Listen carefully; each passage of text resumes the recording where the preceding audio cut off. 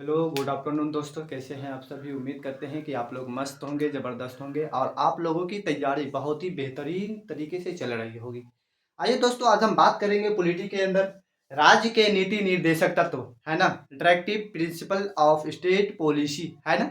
इनके बारे में बात करेंगे। हमने एक वीडियो पहले भी बनाई हुई थी और ये जो क्लास हुई थी इनमें कुछ टेक्निकल इशू के कारण ये वीडियो जो है 20-22 मिनट की बनी होगी, है ना। यानी वीडियो जो अचानक बीच में ही बंद हो चुकी थी, तो हमने आज ये दूसरी मेरी क्लास रही है इनके बारे में। आइए दोस्तों, आज हम बात करेंगे, यानी कुछ आपको हम पीछे से क्लास की रिकॉल करा दें तो आपसे अगर पूछी जाए कि ये जो डीपीएसपी जो है यानी राज्य के नीति निर्देशक तत्व, ये संविधान के अनुच्छेद कहाँ से कहाँ तक है, तो बात करें तो ये आर्टिकल्स जो है 36 से लेकर के 51 तक जो है ये संविधान के अंदर है। अगर बात करें ये किस भाग में है, तो ये बात करें तो ये हो जाएगा भाग क्या कहते हैं 4 के अंदर हो जाएगा। और इनका जो है, इनका जो उद्देश्य क्या था, तो इनका उद्देश्य है कल्याणकारी राज्य की स्थापना करना। ठीक है दोस्त, चलिए हम आगे आप बात को आपको बात करते हैं। हमने उसे क्लास में बात की थी तो आर्टिकल 36, आर्टिकल 37 और आर्टिकल 38 तक हमने बात कर ली थी। आज हम बात करेंगे आर्टिकल 39 के 39 से लेकर के आगे बात करेंगे। ठीक है दोस्त, चलिए हम आर्टिकल 38 से बात करेंगे। ठीक है, अभी हम यहाँ पर बात करेंगे आर्टिकल 38 से। ठीक है, अनुच्छेद 38 38 यहाँ से बात करेंगे, क्योंकि ये तो हो गई थी पिछले क्लास में, फिर भी चलिए आर्टिकल 38 क्या कहता है। तो आर्टिकल 38 के बारे में बात करते हैं। ये कहता है कि सभी राज्य का कर्तव्य है कि सभी नागरिकों को, चलिए हम लिख के ही आपको समझाएंगे तो बेहतर होगा। राज्य का कर्तव्य,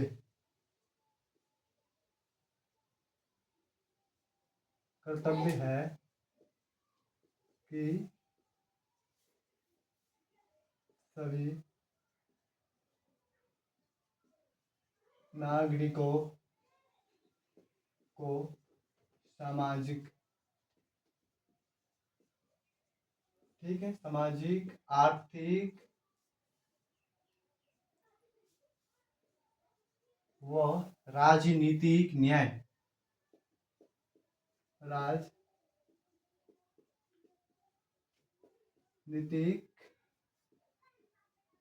न्याय सुनिश्चित कराएं।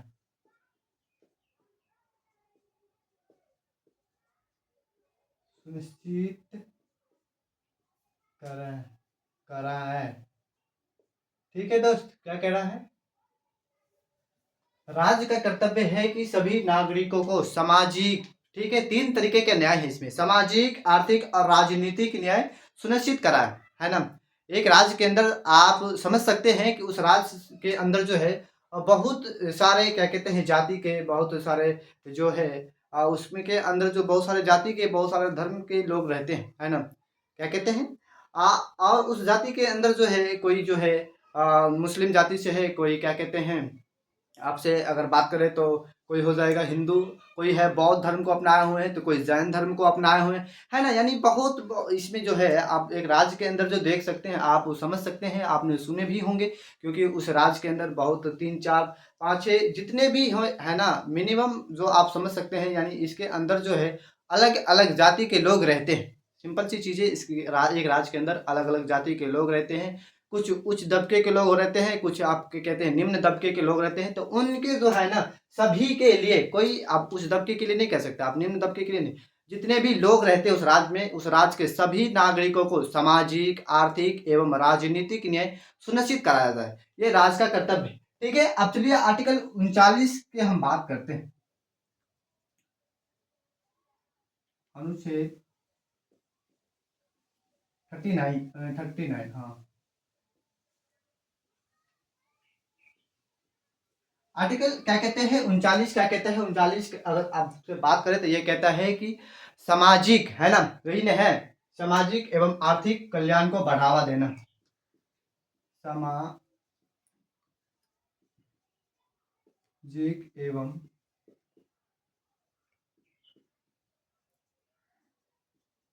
आर्थिक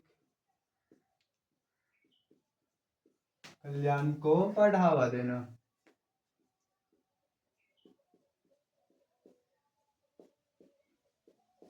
बढ़ावा देना। ठीक है दोस्त, क्या कह रहा है? कह रहा है कि सामाजिक एवं आर्थिक कल्याण को बढ़ावा देना। आर्टिकल 39 कहता है कि सामाजिक एवं आर्थिक कल्याण को बढ़ावा देना।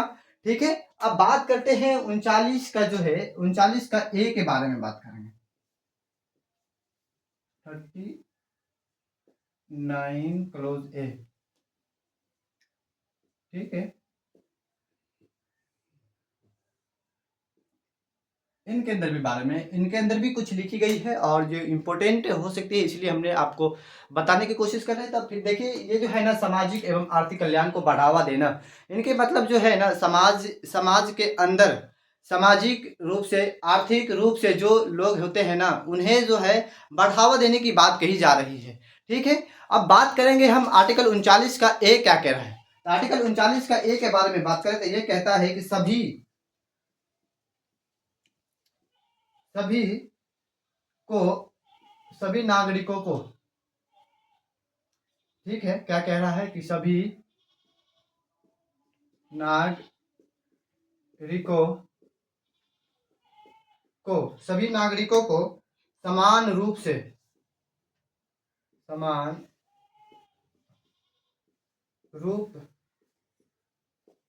आर्थिक, समान रूप से न्याय, ठीक है, समान रूप से न्याय तथा आर्थिक रूप से, समान रूप से न्याय तथा आर्थिक रूप से, समान रूप से न्याय तथा आर्थिक रूप से कमजोर,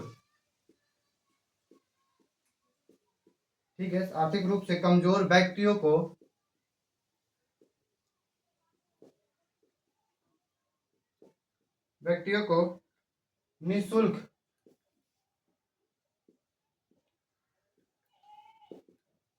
निःशुल्क विधिक सहायता विधिक सहायता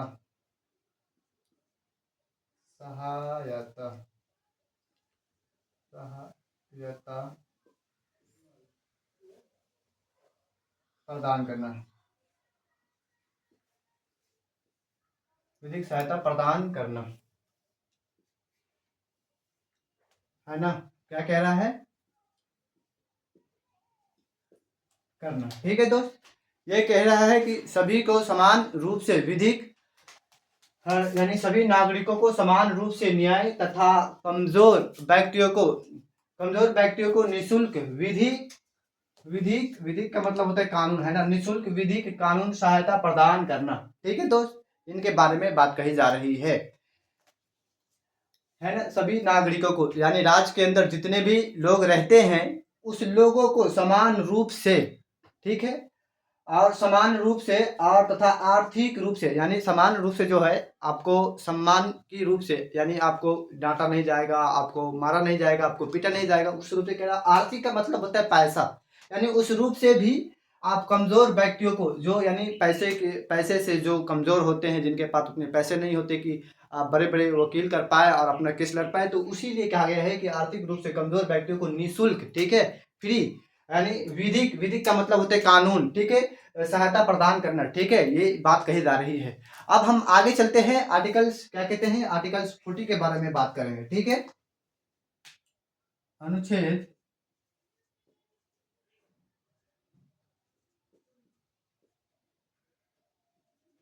आर्टिकल क्या कहते हैं 40 के बारे में बात करेंगे।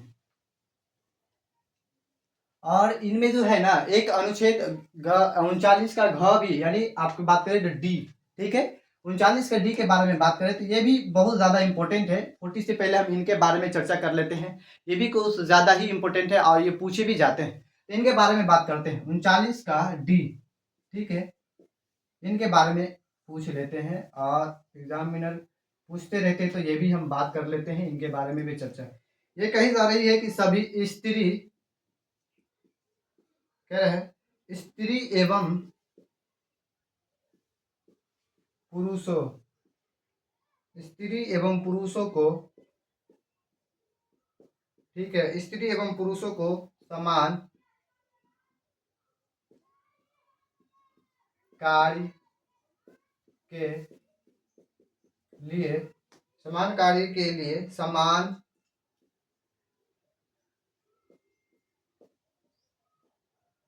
वेतन का प्रावधान। ठीक है, वेतन का प्रावधान। ठीक है दोस्त, चलिए हम आगे बात करते हैं इनके बारे में। कह रहा है कि स्त्री एवं पुरुषों को समान रूप से समान कार्य के लिए, यानी स्त्री एवं पुरुषों को समान कार्य के लिए समान वेतन की प्रावधान है ना। अगर मान लीजिए एक पुरुष है और एक स्त्री है और सेम काम करती है, सेम काम की मतलब आप स्टडी से रिलेटेड ले लीजिए। ठीक है, आप मान लीजिए कि एक पुरुष है जो आप 3 घंटा पढ़ाते हैं और उनको 3 घंटा पढ़ाने के जो है मान लीजिए कि 10,000 रुपये दी जाती है, और वही स्त्री 3 घंटा पढ़ाते हैं तो उनके लिए भी 10,000 रुपये की प्रावधान रखा गया है। फॉर एग्जाम्पल हम आपको समझाने के लिए लिए हुए हैं, ऐसी कोई प्रावधान नहीं कि 10,000 या 20,000 मिलता है, ऐसा भी नहीं है। यानी आपको हम समझाने के लिए एग्जाम्पल के तौर पे लिए हैं। अगर मान लीजिए कोई पुरुष 3 घंटा पढ़ाते हैं कहीं और उसके लिए 10,000 का प्रावधान है, तो वो अगर स्त्री भी 3 घंटा पढ़ाती है तो उनके लिए भी यानी 10,000 रुपये के प्रावधान है। ये नहीं कि स्त्री है तो उनको कम दिया जाए, है ना, ये पुरुष है तो उनको ज़्यादा दिया जाए। इसीलिए कहा गया है कि स्त्री एवं पुरुष को समान कार्य के लिए, समान कार्य का मतलब होता है एक जैसा, जो स्त्री करेगा अगर वही पुरुष करता है तो उसी कार्य के लिए सेम, कार्य के लिए सेम वेतन। ठीक है दोस्त, ठीक है, प्रावधान है। ठीक है, अब बात करते हैं हम आर्टिकल क्या कहते हैं 40 के बारे में। आर्टिकल 40 के बारे में बात करेंगे। आर्टिकल 40 क्या कहता है, आर्टिकल 40 के बारे में बात करते कहता है कि ग्राम पंचायतों का गठन, ग्राम पंचायतों का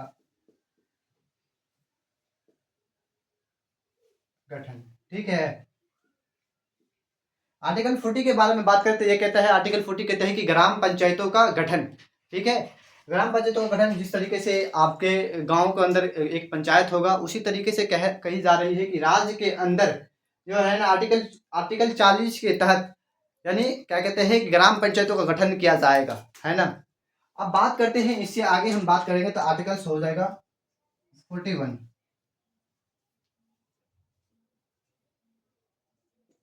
अनुच्छेद 41।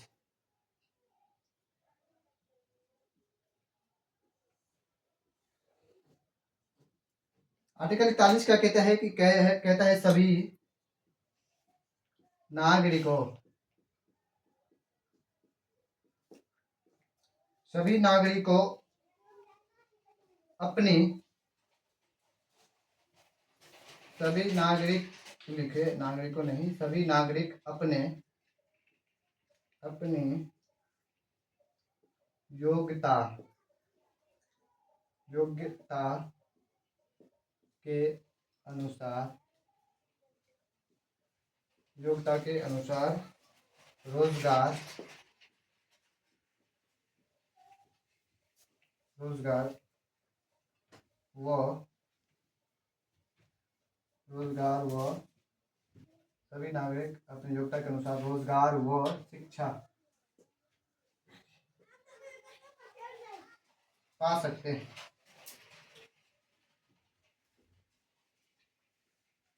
ठीक है, कह रहा है कि सभी नागरिक यानी जो है राज्य के अंदर के बारे में डीपीएसपी के बारे में बात हो रही थी, कह रहा है कि सभी नागरिक अपनी योग्यता के अनुसार रोजगार व शिक्षा पा सकती है। ठीक है, क्या क्या कही जा रही है, तो कही जा रही है कि सभी नागरिक अपनी योग्यता के अनुसार रोजगार व शिक्षा पा सकती है। ये बात कही जा रही है आर्टिकल 41 के तहत, है ना। अब चलिए इससे आगे हम बात करते हैं, इन्हें क्या कहते हैं मिटा देते हैं, फिर हम आगे बात करते हैं क्योंकि स्पेस है नहीं।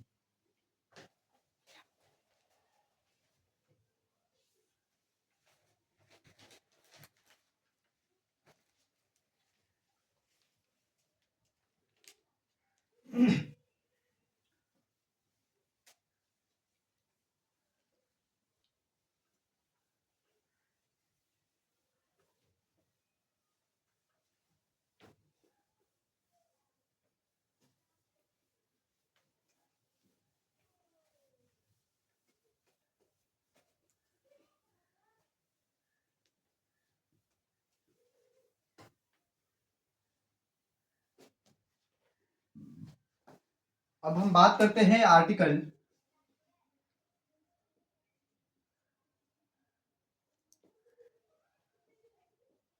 अनुच्छेद 42 के बारे में, है ना। अनुच्छेद 42 क्या कहती है? अनुच्छेद 42 के बारे में बात करें तो अनुच्छेद 42 के अगर हम बारे में बात करें तो इनके बारे में लिखा जाए दोस्त, तो कहता है कार्य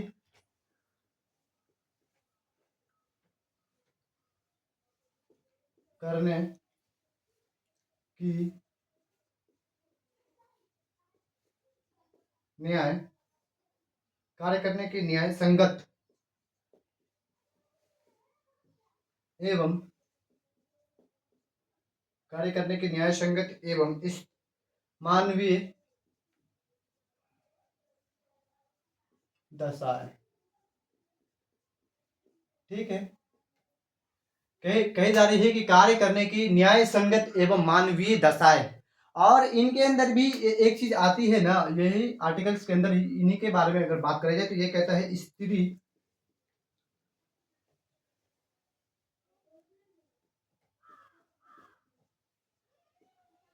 स्त्रियों को प्रसूति सहायता। ठीक है, एक आर्टिकल 42 कहता है कि कार्य करने की न्याय संगत, कार्य करने की न्याय संगत एवं मानवीय दशाएं, और इनके अंदर जो इम्पोर्टेंट सी चीजें हैं आर्टिकल 42 के अंदर ये कहता है स्त्रियों को प्रसूति सहायता। प्रसूति सहायता के मतलब क्या? जो महिला गर्भवती है ना, जो महिला गर्भवती है उन्हें आपने सुने होंगे और देखे भी होंगे कि आंगनवाड़ी से क्या कहते हैं उनके लिए जो कुछ पोलियो के दवाई आते होंगे तो वो भी लेना होता है, और क्या कहते हैं आलू सोयाबीन क्या कहते हैं उसके जो फल फ्रूट्स की भी व्यवस्था की गई है, और वो आंगनवाड़ी के तहत मिलते भी हैं, कहीं कहीं कहीं कहीं मिलते भी हैं। तो दाल क्या कहते हैं सोयाबीन आलू ये सब की व्यवस्था की गई है, ये आंगनवाड़ी के तहत मिलते हैं। तो स्त्रियों के प्रसूति सहायता के बारे में बात करती है। अब हम आर्टिकल 43 के बारे में बात करेंगे।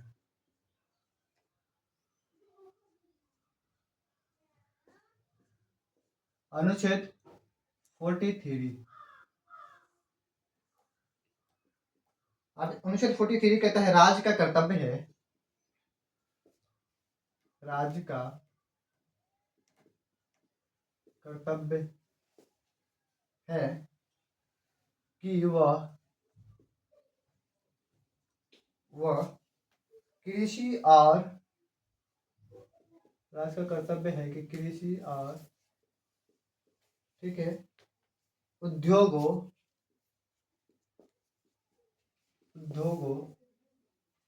में लगे लगे हुए हुए लोगों लगे हुए सभी मजदूरों लगे हुए सभी मजदूरों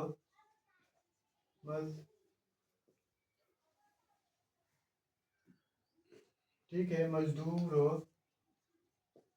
क्या कह रहा है कि राज्य का कर्तव्य है कि वह कृषि एवं उद्योगों में लगे हुए सभी मजदूरों को ठीक है सभी मजदूरों को जीवन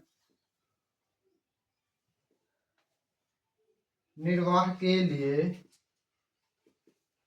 जीवन निर्वाह के लिए उचित निर्वाह के लिए उचित मजदूरी मिल सके।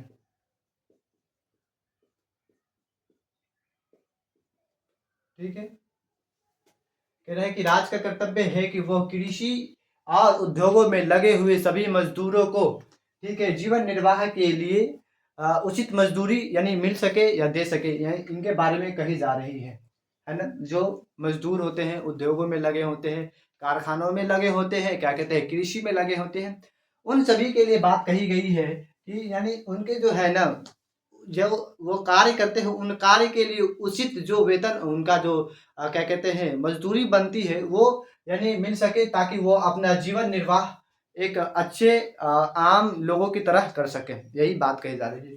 अब कहते हैं आर्टिकल्स जो चलते हैं, आर्टिकल 43 के अंदर ही आर्टिकल 43 ए कहता है, अनुच्छेद 43 क्लोज ए, ठीक है। अगर इनके बारे में अगर कहा जाए ये क्या कह रहा है, आर्टिकल 43 ए ये कहता है कि कार्य कर्मकारियों, ठीक है, कर्मचारियों कर्मचारियों को औद्योगिक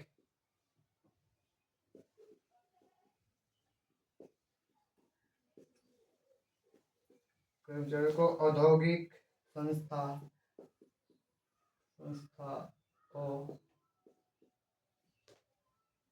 के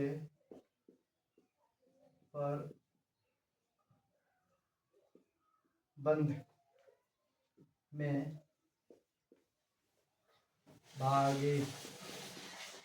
भागीदार बनाया जा सके, ठीक है।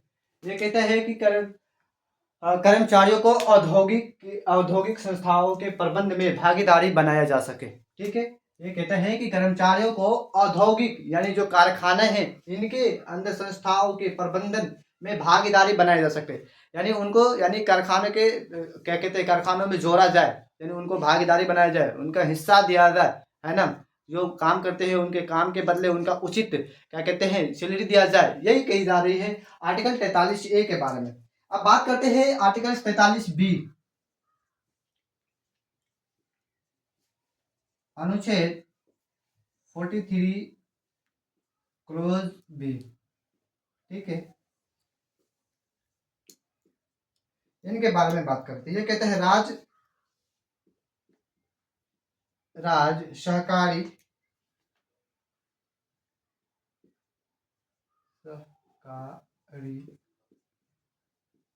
समितियां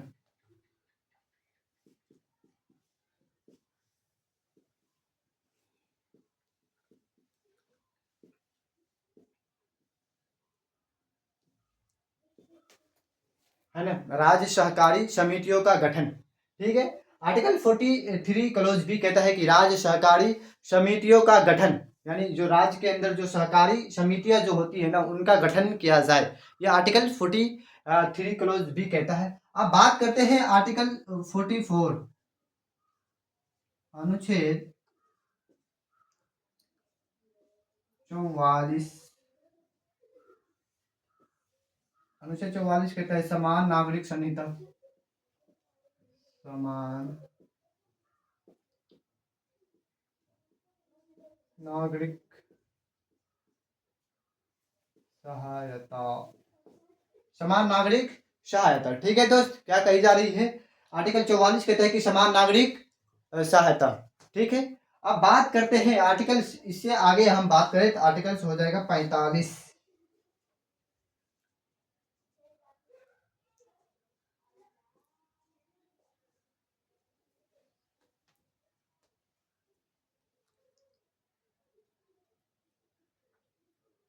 आर्टिकल 45, ठीक है। 45 आर्टिकल 45 के बारे में बात करते हैं, कहते हैं 6 वर्ष से कम आयु, 6 वर्ष से कम आयु के बच्चों, 6 वर्ष से कम आयु के बच्चों के लिए प्रारंभिक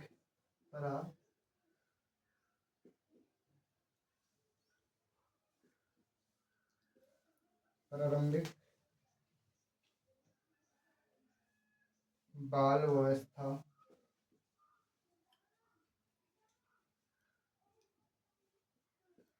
प्रारंभिक बाल अवस्था एवं उनका देख रेख। ठीक है, उनका देख रेख, देख रेख। प्रारंभिक बाल अवस्था 6 वर्ष से कम आयु के बच्चों के लिए प्रारंभिक बाल अवस्था एवं उनका देख रेख और शिक्षा का अधिकार। ठीक है, और शिक्षा का अधिकार, अधिकार। ठीक है,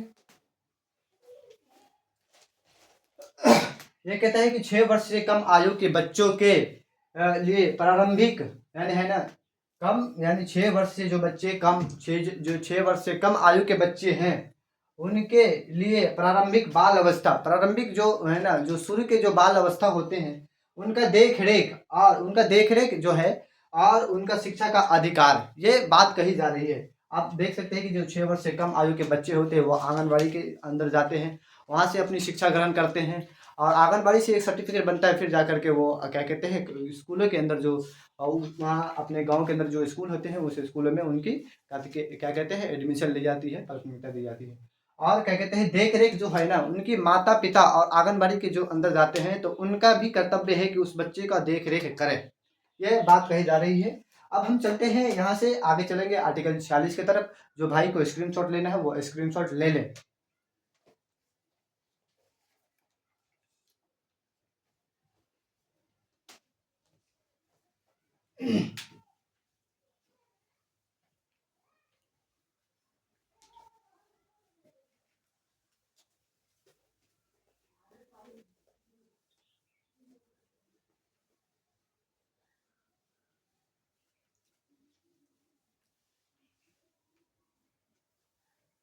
अब हम बात करते हैं आर्टिकल्स,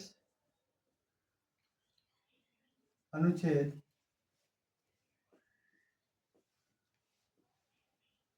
46, आर्टिकल 46 के बारे में बात करते हैं।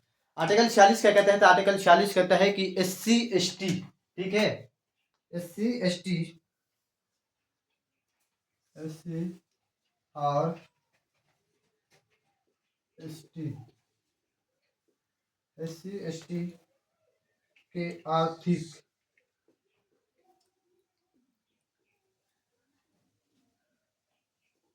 SC ST के आर्थिक, ठीक है, एवं शैक्षणिक,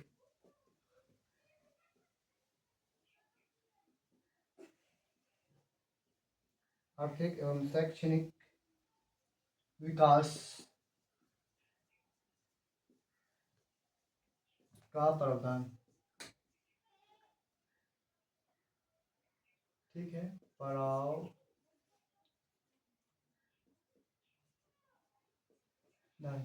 ठीक है, कह रहे हैं SC ST के आर्थिक एवं शैक्षणिक, है ना, SC ST के आर्थिक एवं शैक्षणिक विकास का प्रावधान के बारे में बात कही जा रही है।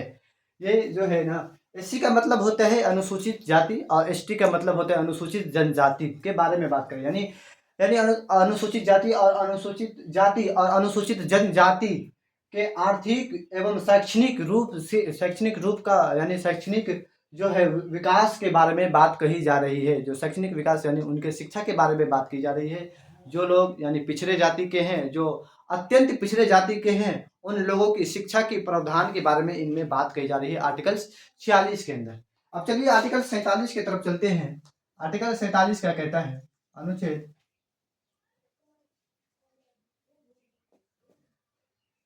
ठीक है, अनुच्छेद 47,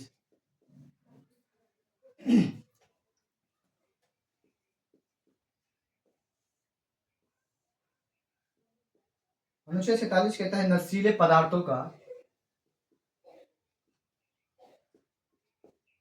नशीले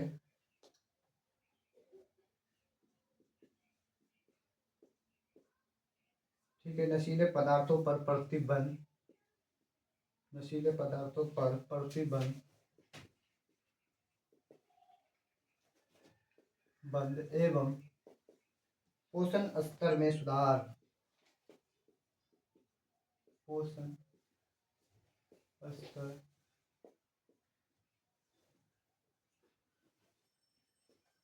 में सुधार। ठीक है, सुधार। आर्टिकल जो है आप देख रहे हैं, आर्टिकल 47 के बारे में बात कर रही है। तो ये कह रहे हैं नशीले पदार्थों पर प्रतिबंध तथा क्या कहते हैं पोषण स्तर में सुधार।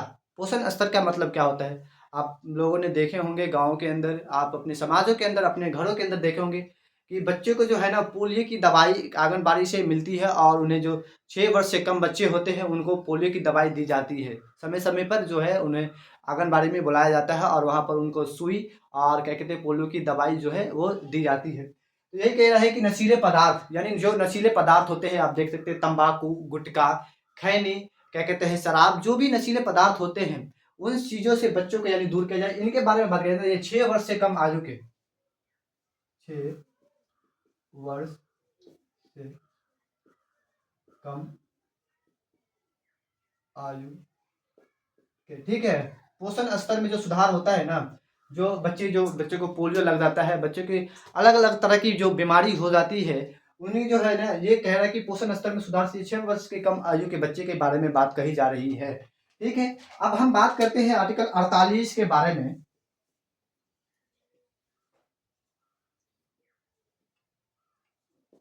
बहुत ज्यादा इंपॉर्टेंट क्या कहते हैं आर्टिकल 47 था। यह है नशीले पदार्थों का प्रतिबंध और क्या कहते हैं पोषण स्तर में जो सुधार है, इन्हें आप लोग अच्छे से याद करेंगे। यहाँ जो डीपीएसपी के बारे में अगर कही जाए ना, तो ये हर पूरी के पूरी जितने भी अनुच्छेद है ना, ये बहुत ज़्यादा इम्पोर्टेंट होते हैं। इम्पोर्टेंट इतना होते हैं कि आप जो है ना, आप कहेंगे कि सिर्फ एग्ज़ाम में ही आना, इसके लिए ये इम्पोर्टेंट नहीं हो सकती। आप अपने दैनिक जीवन में क्या इनसे प्रभाव हासिल करते हैं, आपसे इन्हें क्या सीख मिलती है, आप इनसे क्या दूसरे को सिखाते हैं, ये भी बहुत ज़्यादा मायने रखते हैं। चलिए अब हम आर्टिकल 48 के बारे में बात करते हैं। आर्टिकल 48 इनके बारे में बात करते हैं। कृषि एवं पशुपालन। ठीक है, कृषि एवं पशुपालन की सुरक्षा।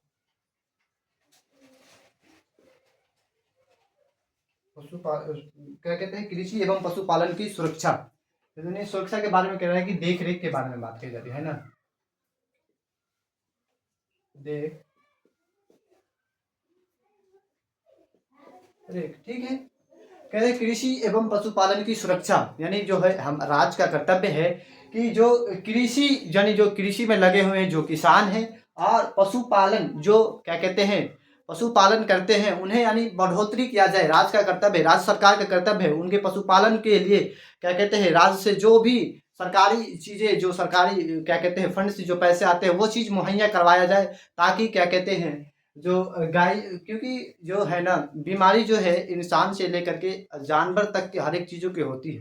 तो आप देखे भी होंगे कि आपके गांव में भी सरकारी फंड से क्या कहते हैं गाय के लिए, भैंस के लिए, बकरी के लिए इलाज आते हैं, और वहां से जो ट्रीटमेंट दी जाती है ये लेना होता है। ये चीज़ें कही जा रही है कि कृषि एवं पशुपालन की सुरक्षा, यानी सिंपल सी चीज़ें हैं, इनकी देख रेख के बारे में बात कही जा रही है, ये राज्य सरकार का कर्तव्य है। ठीक है, आर्टिकल 48 को, आर्टिकल 48 ए आप समझ सकते हैं, ये भी बहुत ज़्यादा इम्पोर्टेंट है। आर्टिकल्स जो है 48 ए, ये भी मोस्ट इम्पोर्टेंट है। ये कहता है कि पर्यावरण, ठीक है, पर्यावरण संरक्षण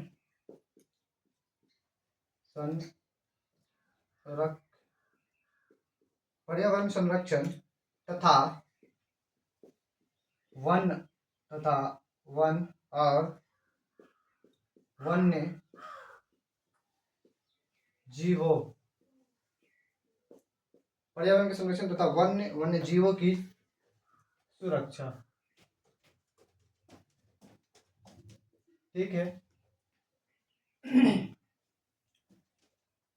अच्छा से लिख देते हैं। ठीक है, कह रहा है कि पर्यावरण संरक्षण तथा वन्य जीवों की रक्षा, सुरक्षा या रक्षा आप समझ सकते हैं, ये कही जा रही है।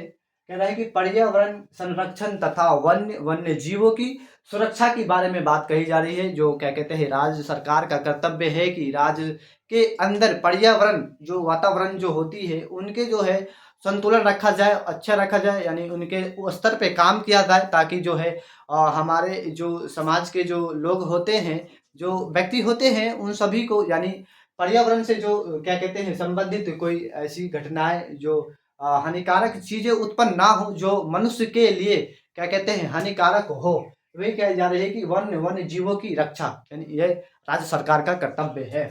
अब चलते हैं आर्टिकल 49 के बारे में बात करते हैं। आर्टिकल 49 क्या कह रहा है? अनुच्छेद 49, 49,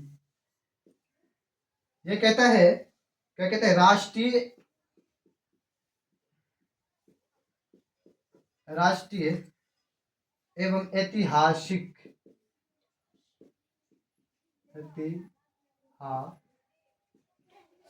स्मारकों का सुरक्षा, स्मारकों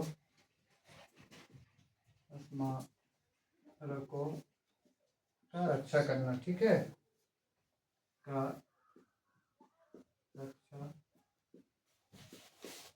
करना, ठीक है। राष्ट्रीय एवं ऐतिहासिक, ठीक है, राष्ट्रीय एवं ऐतिहासिक क्या कहते हैं स्मारकों, ठीक है दोस्त, स्मारकों जो होते हैं इनके जो है रक्षा की करने की बात कही जा रही है।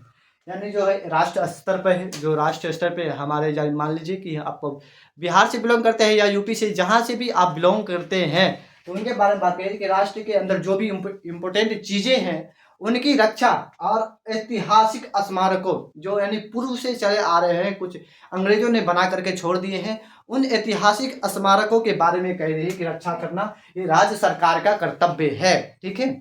अब बात करते हैं, आर्टिकल 49 हो गया, आर्टिकल 50 के बारे में बात करेंगे।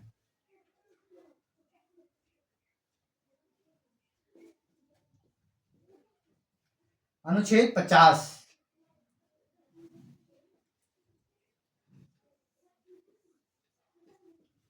इनके बारे में बात करते हैं। आर्टिकल 50 कहता है कि कार्यपालिका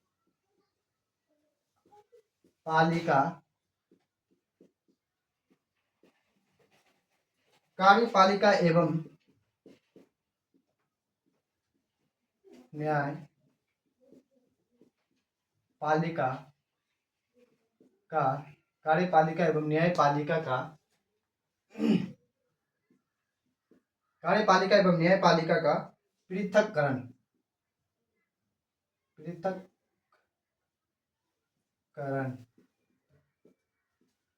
ठीक है।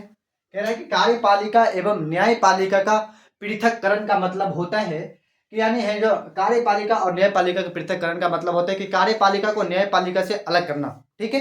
पृथक्करण का मतलब होता है कि अलग करना, इनका जो आपसे पूछा जाए ना तो इनका जो होता है अलग करना। अगर आपसे इनके बारे में अगर पूछा जाए, पृथक्करण का मतलब होता है कि अलग करना, अलग है ना, अलग करना, ठीक है। कार्यपालिका एवं न्यायपालिका का पृथक्करण, यानी कार्यपालिका और न्यायपालिका को अलग करना।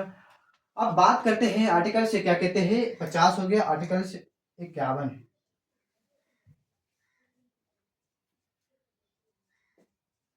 आर्टिकल 51 के बारे में आपसे अगर पूछी जाए तो आर्टिकल 51 हो जाएगा अंतर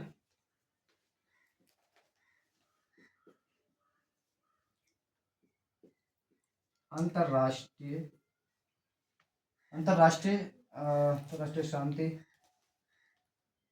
अंतरराष्ट्रीय स्मारकों का अभिवृद्धि, अंतरराष्ट्रीय, आर्टिकल 51 हो जाएगा अंतरराष्ट्रीय स्मारकों का,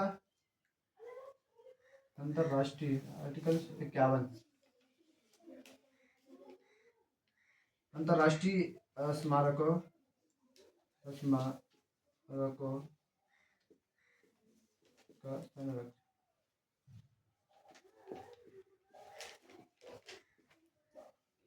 ठीक है। अंतरराष्ट्रीय स्मारकों का संरक्षण ये कही जा रही है आर्टिकल से, क्या कहते हैं, क्या कहते हैं 51 के तहत अंतरराष्ट्रीय शांति स्मारकों नहीं है, अंतरराष्ट्रीय शांति व सुरक्षा का अभिवृद्धि। ये तो आपने तो पर्यावरण क्या कहते हैं स्मारकों, ये तो हो गया ना। ये 49 में हो गया। आर्टिकल 51 जो है अंतरराष्ट्रीय शांति व सुरक्षा की अभिवृद्धि के बारे में बात करती है, ना कि स्मारकों के बारे में बात करती है दोस्त। अंतरराष्ट्रीय शांति व सुरक्षा की अभिवृद्धि के बारे में बात करती है। ये कहते हैं, हमने कंफ्यूज हो गया। आर्टिकल क्या कहते हैं 49 के अंदर है कि राष्ट्रीय एवं ऐतिहासिक स्मारकों का सुरक्षा करना, ये बात कही जा रही है। आर्टिकल 51 जो है वो कहता है कि अंतरराष्ट्रीय शांति व सुरक्षा की अभिवृद्धि।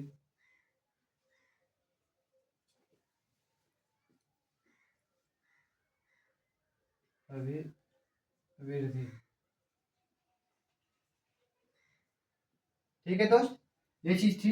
अंतरराष्ट्रीय शांति व सुरक्षा की अभिवृद्धि के बारे में बात करती है आर्टिकल से 51। ठीक है, आप लोगों को उम्मीद करते हैं कि ये सेशन बहुत ही अच्छा और बहुत ही ज़बरदस्त लगा होगा। अब चलिए हम इनको एक बार रिवीजन कराने की कोशिश करते हैं और आप लोगों को या रिवीजन करा करके ये क्लास एंड कर देते हैं, क्योंकि ये क्लास ऑटोमेटिक बहुत ही लंबी हो गई है। ठीक है, आइए। आर्टिकल 46 कहता है कि SC/ST को आर्थिक और शैक्षणिक विकास को प्रावधान, यानी SC/ST के आर्थिक एवं शैक्षणिक विकास का प्रावधान के बारे में बात करती है। फिर देख लीजिए आर्टिकल 47 कहता है कि नशीले पदार्थों पर प्रतिबंध तथा पोषण स्तर में सुधार, है ना। फिर बात करते हैं आर्टिकल 48 कहता है कृषि एवं पशुपालन की सुरक्षा यानी देखरेख के बारे में बात करती है। फिर बात करें आर्टिकल 48 कहते हैं कि पर्यावरण क्या कहते हैं, पर्यावरण संरक्षण तथा वन्य जीवों की सुरक्षा के बारे में बात करती है। फिर देखिए आप 49 के बारे में बात करते हैं। कहता है कि राष्ट्रीय ऐतिहासिक स्मारकों की रक्षा करना, यानी राष्ट्रीय स्मारक एवं ऐतिहासिक स्मारकों की यानी रक्षा करना, सुरक्षा करना, जो भी हो। आप आर्टिकल 50 कहते हैं कि कार्यपालिका को न्यायपालिका से यानी अलग करना, यानी पृथककरण के बारे में बात करती है। फिर कहते हैं 51 कहते हैं अंतरराष्ट्रीय शांति व सुरक्षा की अभिवृद्धि के बारे में बात करती है। चलिए दोस्तों, ये सेशन आप लोगों के लिए हेल्पफुल साबित हो, हम यही कामना करते हैं। क्या कहते हैं, मिलते हैं नेक्स्ट वीडियो में किसी दूसरे टॉपिक के साथ। जब तक के लिए जय हिंद।